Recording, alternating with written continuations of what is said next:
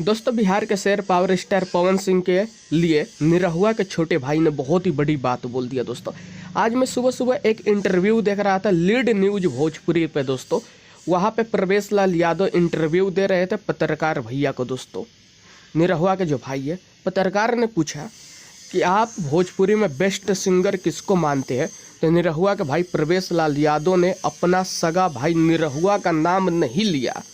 प्रवेश लाल यादव अपने सगे भाई निरहुआ भैया का नाम नहीं लिया, बल्कि उन्होंने नाम लिया कि पवन सिंह वर्तमान समय में भोजपुरी के बेस्ट सिंगर है और मैं उनका फैन हूँ।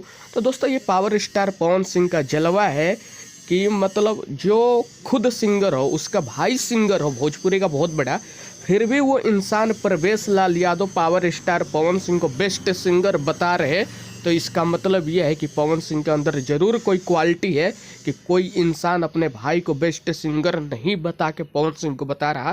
तो इसका बात यह है कि पवन सिंह के अंदर ज़रूर कोई दम है।